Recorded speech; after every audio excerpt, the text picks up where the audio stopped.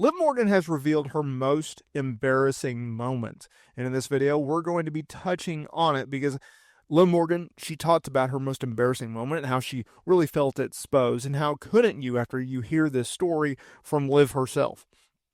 Look, Liv Morgan, her 2024 has been absolutely outstanding. I think everyone would agree that she has surpassed all expectations from where she was in 2023, feuding with who she did, Becky Lynch, Rhea Ripley, bringing in Raquel Rodriguez to be her heater, her bodyguard, if you will, aligning herself with one of the biggest heels in not only WWE, but in pro wrestling in general, with Dirty Dominant Mysterio, someone who helped her secure the Women's World Championship from Becky Lynch, going into a multiple month feud with Rhea Ripley. But Liv Morgan, she's not someone that has always been on the upper echelon of top tier talent when it comes to WWE. In fact, most of her career, whether that be in NXT or on the main roster as part of the Riot Squad, or during her wacky days in like 2011, 2021 and 2022, really trying to find herself.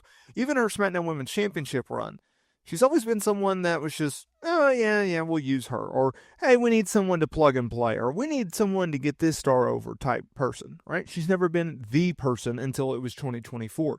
It wasn't until WWE needed to create a new top star. Becky Lynch, she walked out the door. Rhea Ripley sidelined with an injury. Oh, by the way, it was due to a backstage segment with Liv Morgan that they said, okay, we're going to create a new star, and it's going to be Liv Morgan, and we're going to push her to the freaking moon, and we're going to give her every opportunity to succeed. We're going to redo her character. We're going to turn her heel. We're going to put our biggest and best heel with her, and we're going to put her in some serious situations to see if she can swink, if she can swim or drown, essentially, right?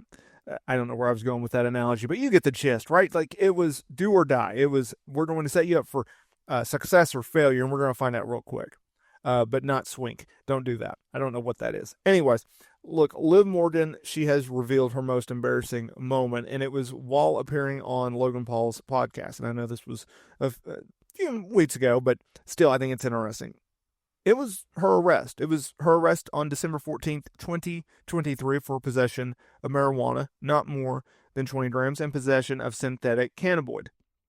Now, those charges, they got, handled, figured out, all that. But this is what she had to say. As the world knows, I did have a run-in with the law. It is all cleared up now. I'm not guilty. Let's take a moment. I can't make light of the situation. I was in a situation where there are things in my car that I was unaware of. One of those things was a felony. I got arrested, bailed out, and I called work right away. My bail call was work. I called our head of talent relations, Dan. I explained what happened. He was like, all right, we'll figure this out. Stay hushed. Go to work tomorrow. Don't tell anyone. Do your thing. I go to do rehab, and I'm so guilty and feeling so shameful. I don't want work to be mad at me. I do a lot of community work in WWE. I just ruined everything on something that was my fault, but wasn't my fault. I have to take responsibility. It's my car. I take full responsibility for it. I showed up to work. I saw all the people, and we had a normal conversation. You would have never known. It was SmackDown, and news broke that night. I was okay. What I already said was, I don't want to lose my standing at work. I didn't want them to think I was a criminal. I had worked so hard to get into the position I was in, and I thought I ruined everything. I was so upset. I thought I ruined my career.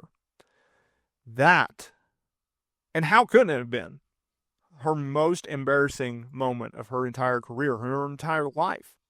Think about that. Put yourself in that situation. You are legitimately innocent, but it's your car. And you have to try to figure out your way of this. And oh, by the way, this is not just something that your friends and family may know about. The entire world knows about it because of her stature, because of her fame, because she's a WWE superstar. So the TMZs, they plaster it. All the news sites picks it up. You have to. It's part of the coverage. I get that.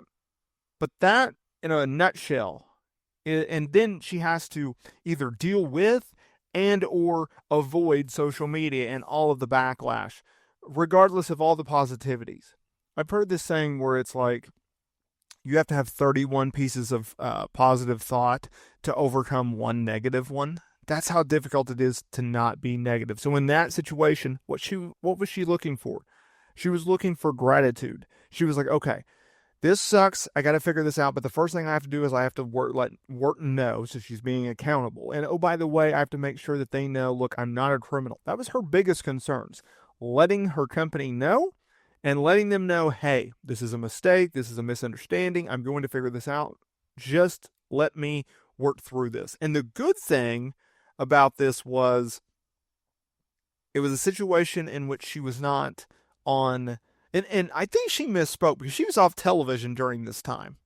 She was out with a legitimate injury. She may have been backstage, but she wasn't on television. She was out of action for most of 2023. So I just want to preference that by saying that because she returned at the Royal Rumble in January. So she misspoke there, but I digress. You get the point. I just want to have the timeline set up, right?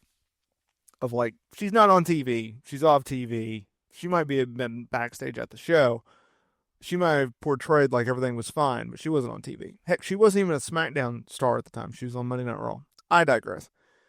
If you look at what Liv Morgan had to overcome in that situation, it is difficult. It is extremely embarrassing. But she got through it. She handled it like a professional. She handled it the best that she could. She handled it in a way that she could hold her head up high. At the end of the day, I think that's all you can ask of her, right? She got this situation taken care of. Outside of the mugshot, outside of the camera footage of the arrest, she got past it, right? It wasn't a long, drawn-out thing. It was pretty much quiet after the initial arrest, and she moved on. And clearly, the WWE did not hold that against her, because if you see how she's been booked in 2024, I would say that's a pretty clear-cut evidence of them not holding it against her, right? She's continuously made strides. She's continuously made progress. She's continuously done big and better things in WWE.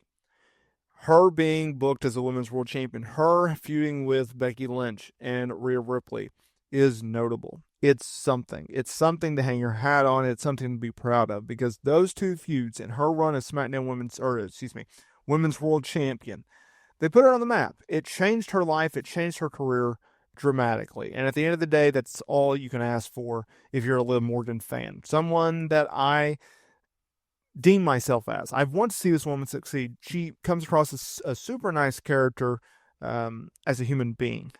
And when you have someone that is that nice and that is working their tail off and they're dedicated to the craft, how couldn't you want to see them succeed? How could you not want to see them succeed in life in general? And that's what Liv Morgan